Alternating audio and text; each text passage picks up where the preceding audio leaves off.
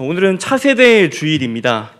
이 혼탁하고 약한 시대에 우리가 다음 세대, 우리 차세대들에게 무엇을 줘야 하겠습니까? 우리가 다음 세대들에게 무엇을 유산으로 남겨줘야 할까요? 많은 재산을 남겨줘야 되겠습니까? 물론 많은 재산을 남겨준다면 우리의 자녀들, 우리 다음 세대들은 좋아할 겁니다. 서울에 있는 아파트 한 채씩 나눠준다면 저도 좋을 것 같습니다. 그런데 그것이 정말로 자녀들을 위한 길이겠습니까? 우리 자녀들에게 가장 필요한 것, 또 가장 중요한 것이 무엇일까요? 정말 우리 자녀들을 사랑하고 우리 자녀들을 위한다면 신앙의 유산을 남겨줘야 되지 않겠습니까? 그 신앙의 유산 중에 특별히 우리 다음 세대들에게 인생이 결정되는 자리, 바로 기도의 자리를 물려주기를 소원합니다. 우리 다음 세대들이 기도하는 자들이라면 그 어떤 환난과 그 어떤 고난이 와도 넉넉히 이겨낼 줄 믿습니다. 우리 자녀 세대들이 기도하는 자들이라면 이 마지막 때에 끝까지 그 믿음을 지켜내는 주의 거룩한 신부로 살아낼 줄 믿습니다. 그렇다면 어떤 기도를 우리 자녀들에게 또 본을 보이고 자녀들에게 신앙의 유산으로 남겨줘야 되겠습니까? 오늘 본문 말씀에는 세 종류의 기도가 등장합니다.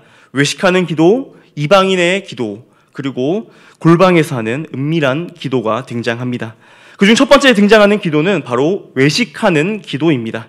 제가 10여 년쯤에 중등부 교사를 할 때였습니다. 그때 중1이었던 한 여자아이가 저에게 질문을 했습니다. 목사님 설교를 졸면서 들었는지 아니면 반만 들었는지 저에게 이런 질문을 했습니다. 외식하면서 하는 기도가 뭐가 문제예요? 이렇게 물어보는 겁니다. 자기는 밖에서 밥 먹을 때 기도하는데 그게 문제가 있냐라는 것이죠. 밖에서 밥 먹으면서 하는 기도가 외식의 기도가 아니라 기도하는 모습을 의도적으로 사람들 앞에 보여주는 것이 외식하는 기도인 줄을 다 알고 계시죠. 기도는 기본적으로 사람에게 하는 것이 아니라 누구에게 하는 것입니까? 하나님께 하는 것이죠. 자신의 처지를 아뢰기도 하고요. 자신의 심정을 하나님께 토로하기도 합니다. 혹은 무언가 간구하기도 하고 그리고 하나님께 죄 용서를 구하기도 합니다. 그것이 기도입니다. 그 모든 것은 하나님과의 관계 속에서 하나님과의 교제 속에서 이루어지는 것입니다. 그래서 기도하는 사람이 그 기도 가운데 하나님을 빼고 한다면 그것은 기도가 아닙니다. 하나님을 의식하지 않고 자신의 경건한 것을 자랑하려고 기도한다면 이미 그것은 기도가 아닌 것입니다. 당시 서기관과 바리새인의 기도가 그러했습니다. 당시 유대인들에게는 매일 아침, 오후, 저녁 3번에 걸쳐서 기도하는 시간이 있었습니다. 그 시간에 형편만 되면은 성전에 나와서 기도하거나 혹은 회당에 나와서 기도하거나 아니면은 길거리에서 집에서 그렇게 기도를 했었습니다. 그런데 바리새인들과 서기관들은 충분히 성전에 갈 수 있는 여건이 됨에도 불구하고 회당에 갈 수 있음에도 불구하고 집에서 할 수 있음에도 불구하고 일부러 그들은 거리와 공공장소 일부로 나와서 기도 시간이 되면 사람들 앞에 보란듯이 그렇게 기도를 했습니다. 이것은 철저히 계산된 행동들이었습니다. 자신들이 속한 바리새파가 유대교를 정통적으로 계승하고 있다는 것을 사람들에게 알려주고 또 보여주기 위함이었습니다. 지금 시대에 선거운동을 해서 정당과 정치인들을 선전을 하죠. 그와 마찬가지로 이들은 기도를 통해서 자신들이 속한 그 바리새파를 선전했던 것입니다. 그뿐 아닙니다. 이 바리새인들은 좋은 일을 많이 하는 것처럼 보였습니다. 사회에서 힘들고 어렵고 소외당한 자들을 도와주었습니다. 모든 율법을 지키며 경건에 힘쓰는 것을 많은 사람들에게 보여주었습니다. 그런데 그것이 무엇이 문제입니까? 그들은 순수한 데 목적이 있었던 것이 아니었습니다. 그들은 기도하고 구제하고 율법을 지키는 그 이유는 하나님을 믿어서도 아니었고 하나님을 사랑해서도 아니었습니다. 오로지 자기 자신이 경건하다는 것을 과시하기 위함이었습니다. 그래서 그 당시 사람들로부터 신뢰와 또 경외를 받기를 원했습니다. 기도하는 모습을 보이게 되고 또 구제하고 율법을 잘 지키는 모습을 보여서 많은 사람들로부터 인정을 받으려 한 것입니다. 왜 그랬을까요? 결국에는 자신의 기득권을 지키기 위함이었습니다. 백성의 종교 지도자 노릇을 계속하고자 함이었습니다. 이 바리새인들과 서기관들의 기도를 원래의 목적대로 한 것이 아니라 그들은 자신의 사회적 지위를 유지하기 위한 하나의 도구, 하나의 방편 정도로만 생각했던 것입니다. 이런 기도를 예수님께서 오늘 무엇이라고 평가하십니까? 내가 진실로 너희에게 이르노니 너희는 자기 상을 이미 받았느니라 라고 말씀하십니다. 그런데 이 외식의 문제는 당시 서기관과 또 바리새인들만의 문제가 아닙니다. 지금 교회를 살아가는 우리에게도 똑같이 해당됩니다. 이 외식이라는 것은 신앙의 연륜이 길든지 짧든지 직분이 어떠하든지 무관하게 찾아옵니다. 사실 외식이라는 것은 어찌 보면 큰 문제가 없어 보일 수 있습니다. 오히려 겉으로 믿음 좋은 모습을 보여줌으로써 다른 사람들에게 그 신앙의 도전을 줄 수 있습니다. 교회 안에서 긍정적인 영적인 분위기를 이끌어낼 수 있습니다. 하지만 이 문제는 그리 가벼운 문제가 아닙니다. 아니, 그 어떤 문제보다 치명적이죠. 치명적인 이유는 바로 우리가 속이는 대상이 사람이 아니라 하나님이기 때문입니다. 기도라는 것은 인격적인 하나님과 하는 인격적인 교제입니다. 그런데 거기에 하나님을 빼버린 채 나의 경건함을 자랑하기 위한 기도라면 그 기도는 하나님을 기만하는 것이고 하나님을 없인 여기는 기도인 것입니다. 그렇다면 어떻게 해야 합니까? 우리의 시선은 나를 어떻게 평가할 사람들에게 가 있는 것이 아니라 나를 바라보시는 그 하나님께 고정되어 있어야 할 줄 믿습니다. 그리고 나 자신을 과시하고자 하는 그 유혹과 철저히 싸워내야 합니다. 그래야만 우리는 이 외식이라는 치명적인 죄에서부터 벗어날 수 있습니다. 이어서 본문의 두 번째 등장하는 기도가 나옵니다. 그 기도는 바로 이방인과 같이 중언부언하는 기도입니다. 예수님께서는 외식하는 기도를 경계하시고 또 이방인과 같이 중언부언하지 말라라고 말씀하셨습니다. 또 이러한 자들을 보고 그들을 본받지 말라라고 말씀하셨죠. 그렇다면 이방인의 기도는 무엇입니까? 본문에서 말하는 이방인의 기도는 인격적인 교제이라기보다는 무언가를 얻어내기 위한 기도입니다. 이방 종교들을 보십시오. 대표적으로 불교의 기도가 있습니다. 그들은 부처를 염한다고 하죠. 곧 부처를 생각하고 부처를 기원해서 염불이라는 것을 드립니다. 이를 위해서 부처의 이름을 계속해서 부릅니다. 부처의 이름을 불러가면서 자기의 정신을 그곳에 집중시킵니다. 그렇게 정신을 집중시켜 나가다가 마침내 통일된 정신세계, 이것을 다른 말로 하면 득도, 또 다른 말로 하면 열반에 이르렀다라고 얘기합니다. 이렇게 득도에 이르는 것이 그 불교 신자들의 기도의 목적이죠.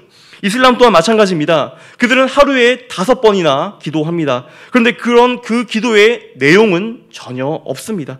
7구절로 되어 있는 그 꾸란의 1장 그 내용을 고대 아랍어로 계속해서 외웁니다. 암송하면서 일어났다 앉았다 하는 그 기도가 그들에게는 전부입니다. 그들의 기도의 목적은 이렇게 기도하지 않으면 그들은 천국에 갈 수 없다라고 생각합니다. 그렇게 해서 그들은 천국 가기 위하여 그들은 일평생 동안 그렇게 기도 시간에 맞춰서 기도하는 것입니다. 그렇다면 우리의 모습은 어떻습니까? 우리는 어떤 기도의 목적을 가지고 있습니까? 어떤 목적을 달성하기 위해 다른 종교와 같이 중언부언하면서 죽은 신을 깨우고 있지는 않으십니까? 살아계신 하나님을 죽은 신과 동일히 여기고 계시지는 않습니까?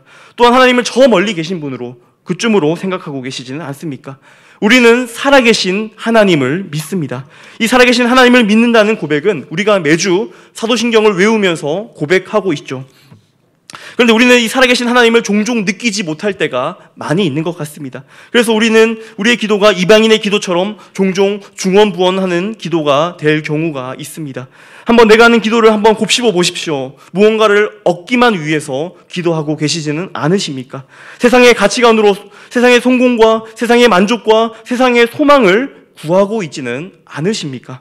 갑자기 직장에 문제가 닥칠 때, 경제적 상황에 어려움이 처해졌을 때, 관계에 문제가 생겼을 때, 내 자녀에게 위기가 닥쳤을 때, 그때만 기도하지 않습니까? 물론 이러한 기도가 나쁘다는 것이 절대로 아닙니다. 하나님께 이러한 간청의 기도, 나의 필요를 구하는 기도 반드시 해야 하고요. 또 우리가 할 수 있으면 해야 합니다. 그런데 무엇이 문제입니까? 나의 마음이 문제입니다.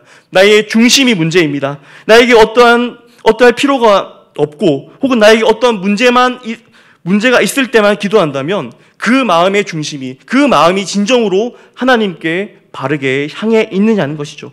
내가 문제가 생기고 내게 필요가 있을 때만 기도한다면 이방인의 중언부언하는 기도가 무엇이 다릅니까? 나의 필요만을 쫓아 기도한다면 무엇이 문제입니까? 내 삶 가운데 순조롭고 내게 소중한 것들이 안전하다고 느껴진다 싶을 때면 우리의 기도는 무미건조해질 것입니다.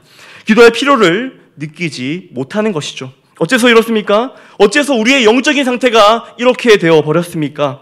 그 이유는 하나님의 살아계심을 알고 있지만 그 하나님을, 내가 믿는 그 하나님을 내 행복을 찾아낼 수단으로서만, 내 행복해지는 수단으로서만 여기고 계시지는 않냐 이 말입니다. 이방인의 기도가 무엇입니까? 결국에는 나의 만족과 나의 유익만을 위한 기도 아닙니까? 그 가운데 하나님에 대한 그 경외의 마음과 하나님에 대한 그 애끓는 마음은, 그 애끓는 열정은 없습니다. 나의 전부를 하나님께 기꺼이 드리겠다라는 그런 마음은 없습니다. 주님을 향한 사랑의 고백은 없습니다. 오직 나에게만, 나의 행복에게만, 내가 얻는 유익에게만 집중되어 있습니다. 이것이 바로 이방인의 기도입니다. 사랑하는 성도 여러분, 교회를 10년, 20년, 30년, 아니 평생토록 신앙생활을 해온 나의 기도가 혹여나 이방인의 기도와 같이 중언부언하는 기도는 아닙니까? 이 시간 나의 기도가 어떠한지 점검하는 귀한 은혜가 있기를 소원합니다. 그리하여 정말 주님의 뜻과 나의 뜻이 맞아지는 그런 귀한 경험 하시기를 주님의 이름으로 축복합니다. 마지막 세 번째는 오늘 본문에 나오는 기도, 세 번째는 은밀한 중에 하는 골방에서의 기도입니다. 예수님께서는 잘못된 기도, 즉 외식하는 기도, 그리고 이방인과 같은 기도를 대해서 말씀해 주시면서 처방전을 내려주십니다. 기도는 이렇게 하는 거야 라고 그 기도의 방향성에 대해서 알려주고 계시죠. 어떻게 하라고 말합니까? 바로 하나님과 은밀히 독대하라고 말씀하고 계십니다. 골방에서 하나님을 찾으라고 말하고 계신 것입니다. 오늘 본문에 등장하는 골방은 물리적인 장소가 아닙니다. 특히 유대인들은 그들이 사는 집은 단칸방이었습니다. 그래서 자신만의 공간을 만들기 힘들었습니다. 그러니 이 말씀은 어떠한 비밀스러운 나만의 공간, 나만의 장소를 만들라는 그런 뜻이 아닙니다. 그럼 어떤 뜻입니까? 바깥 세상과 철저하게 분리되고 오직 자신과 하나님만 남아있는 그 마음의 방을 만들라는 말씀입니다. 이것은 장소적인 의미가 아닙니다. 이것은 하나님과의 관계적인 의미입니다. 주변에 사람들이 있어도 괜찮습니다. 주변에 방해되는 것들이 있어도 괜찮습니다. 주변의 환경이 어떠하든지 내가 주님께 집중할 그때, 그 은밀한 관계가 시작될 때 역사는 일어날 줄 믿습니다. 저는 골방의 기도를 오늘 설교의 제목처럼 내 인생에 결정되는 자리라고 굳게 믿고 있습니다. 인생에 있어서 가장 중요하며 또 절대로 포기할 수 없는 자리가 바로 하나님과 은밀히 독대하는 자리입니다. 이것은 저만의 이야기가 아닙니다. 성경의 우리 믿음의 선조들 역시도 하나님과 그 은밀한 관계를 계속해서 이어갔습니다. 이 세상 어떤 것도 개입하지 않고 오직 하나님과 나 사이에 독대하는 시간을 가졌습니다. 모세가 하나님을 처음 만났을 때 언제입니까? 호렙산에서 모세는 그 하나님의 부르심을 받습니다. 모세가 하나님을 처음 만났을 때 주변에 사람들이 있었습니까? 아니요, 주변에는 아무도 없었습니다. 주변에는 그가 치던 양들밖에 없었습니다. 그런데 한번 생각해 보십시오. 모세가 그 당시 하나님이 부르셨을 때 가장 힘든 것이 무엇이었겠습니까? 모세가 하나님이 모세를 부르기는 했지만 그의 권위를 누가 인정이나 해주겠습니까? 그래서 그에게는 고민이 있었습니다. 내가 출애굽하자고 했을 때 누가 나를 따라올까? 확신이 없었습니다. 그러나 하나님께서는 단번에 그 모세의 고민을 해결해 줄 수 있었습니다. 그 방법이 무엇입니까?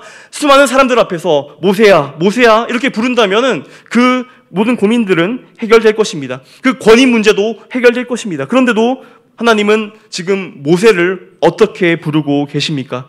하나님은 사람들을 부르실 때 공개적으로 부르시지 않습니다. 철저하게 너와 나의 개인적이고 은밀한 그 관계 속에서 부르셨습니다.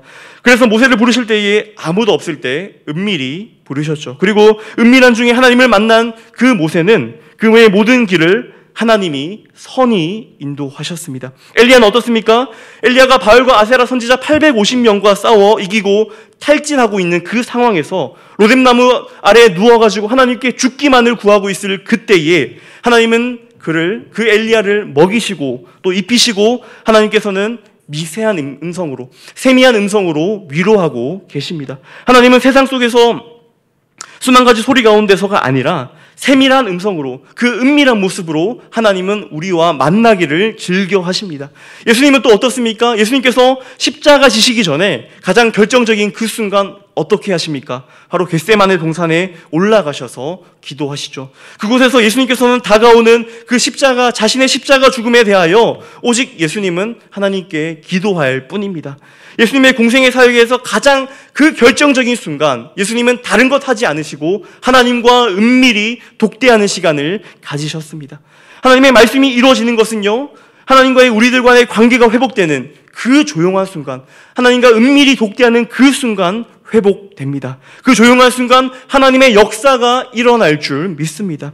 본문 6절에서는 예수님께서는 그와 같은 성도의 기도를 들으시는 하나님을 가리켜서 은밀한 중에 보시는 아버지시다라고 우리에게 말씀하고 계십니다. 그처럼 골방 속에서 은밀히 기도하는 그 성도는 저 위에서, 하늘 위에서 우리를 군림하고 계시는 그 하나님이 아니라 골방 안에서 자기와 마주 앉아 계시는 아빠, 아버지를 만나게 되는 것입니다. 이 골방의 기도를 누린 사람은 제가 방금 말씀드린 성경의 인물들뿐만 아닙니다. 우리 교회사에서 보면은 정말로 위대한 신앙의 선배들이 있습니다. 그 중에 조나단 에드워드, 존 웨슬리, 헨리 마틴, 짐 엘리엇, 마틴 로이드 존스, 이와 같은 사람들을 한 번쯤은 들어보셨을 것입니다. 이들의 공통점이 무엇인지 아십니까?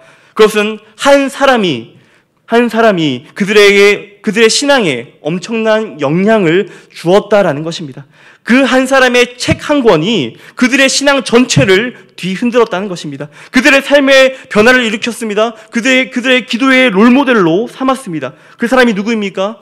그 사람은 바로 데이비드 브레이너드라는 사람입니다. 생소하지 않습니까? 엄청난 유명한 사람 아닙니다. 엄청나게 유능한 사람도 아닙니다. 그저 육체적인 연약함을 가진 한 평범한 젊은이였습니다. 그런데 그는 하나님과 은밀히 독대하는 습관을 가진 사람이었습니다. 그는 아메리칸 대륙을 최초로 섬기는, 인디언을 섬기는 최초의 선교사였죠. 육체적인 연약함에도 불구하고 말을 타고 수천 킬로 다니면서 인디언들을 전도하며 그들과 함께 예배하는 생활을 했습니다. 그리고 주말마다 기도하는 시간을 갖기 위해서 깊은 숲속으로 들어가서 하나님과 은밀한 독대를 가졌습니다. 그는 항상 기도로 사역하였고 기도로 선교하다가 그가 숨을 거둘 때도 기도하는 그런 사람이었습니다. 그는 늘 골방에서 하나님과 교제하는 그 시간을 무엇보다 중요하게 여겼고 그 무엇보다 기쁘게 여겼습니다. 그의 사역 중에서 가장 중요한 것이 기도였습니다. 폐결핵으로 그는 29세에 생을 마쳤습니다. 5년도 채 안 되는 짧은 시간을 그는 인디언 선교를 위해서 힘썼습니다. 그가 남긴 사역의 열매는 그렇게 크지 않습니다. 많은 인디언들을 회심시키지도 못했고 부흥을 일으키지도 못했고 많은 교회를 세우지도 못했습니다. 그런데 그는 한 권의 책을 남겼습니다. 그 책도 역시 특별한 책은 아닙니다. 엄청난 신학적인 내용이 들어간 저서가 아닙니다. 그 책은 단지 그의 일기책이었습니다. 그런데 그 일기책이 엄청난 영향을 일으켰습니다. 수많은 믿음의 선진들이 데이비드 브레너드의 그 일기를 보면서 가슴을 치며 하나님께 회개하는 역사가 일어났습니다. 하나님, 내가 이 사람처럼 하나님을 사랑하지 못했습니다. 하나님, 내가 이 사람처럼 하나님과 교제하지 못했습니다.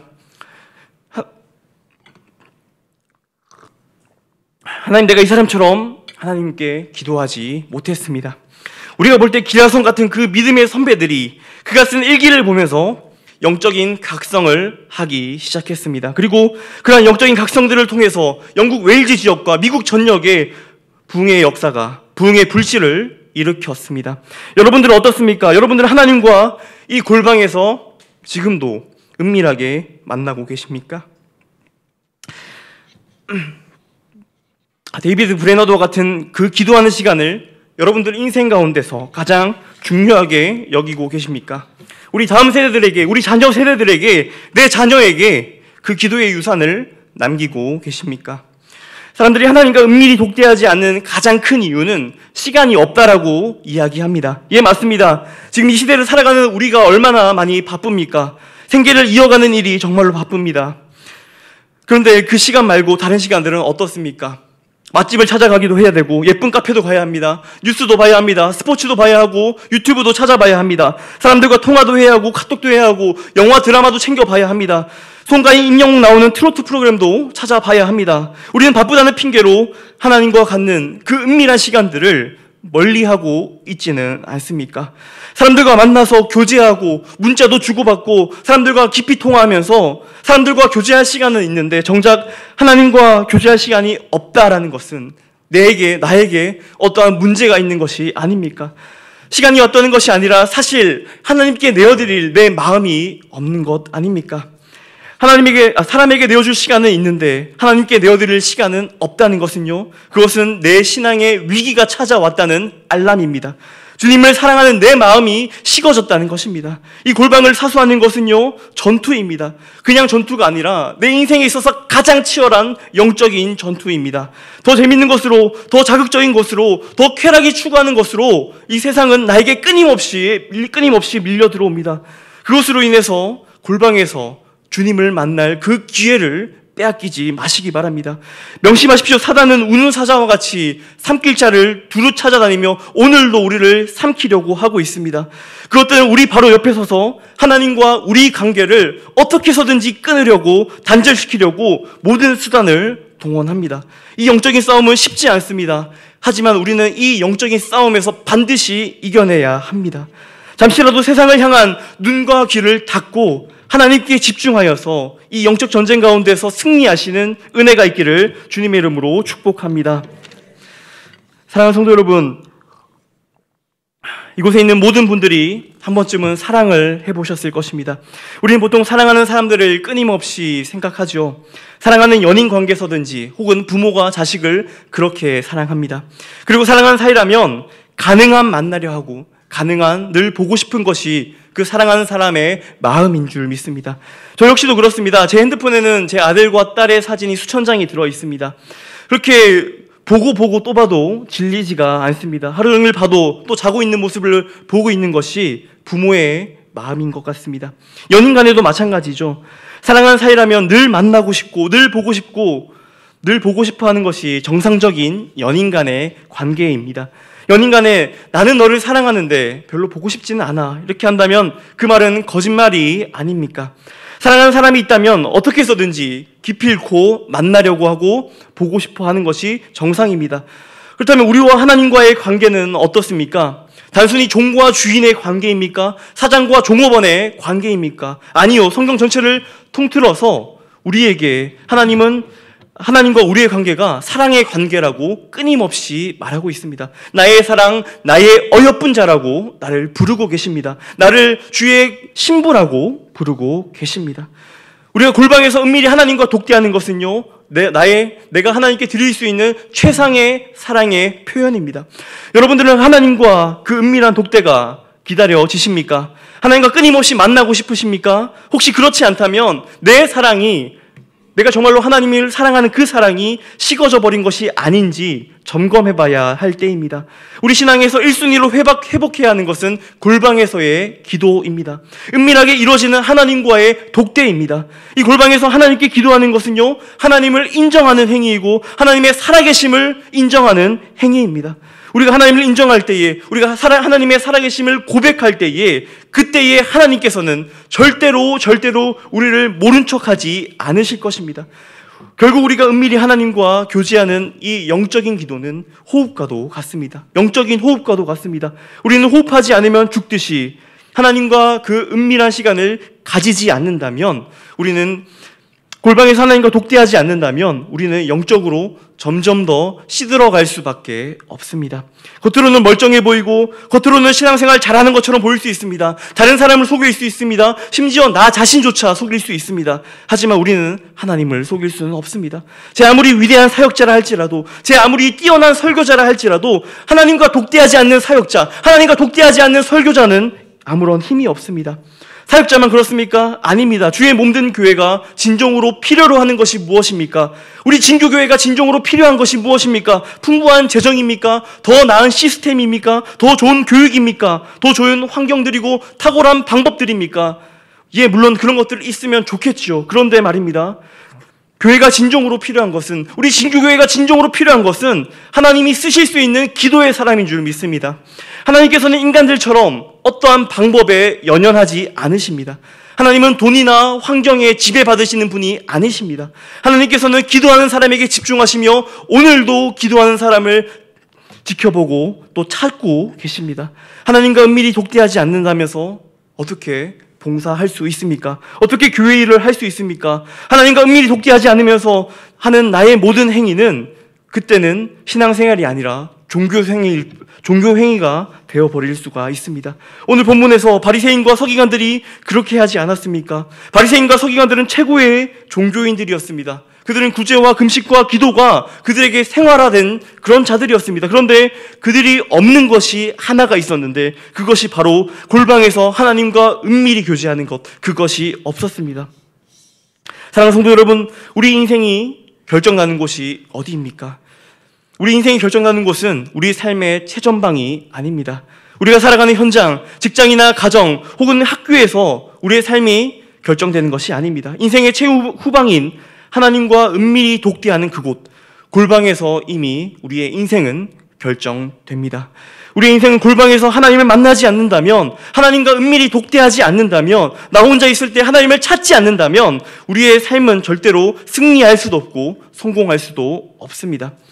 이 사실을 여러분들도 우리의 다음 세대들에게도 전해지기를 주님의 이름으로 축복합니다. 그래야 날마다 골방에서 하나님과 귀한 만남을 가지며 인생의 가장 중요한 자리, 내 인생이 결정되는 그 자리를 끝까지 사수하시며 지키시는 우리 모든 진교교회 성도님들 되시기를 주님의 이름으로 축복합니다. 이 시간 함께 기도하시겠습니다.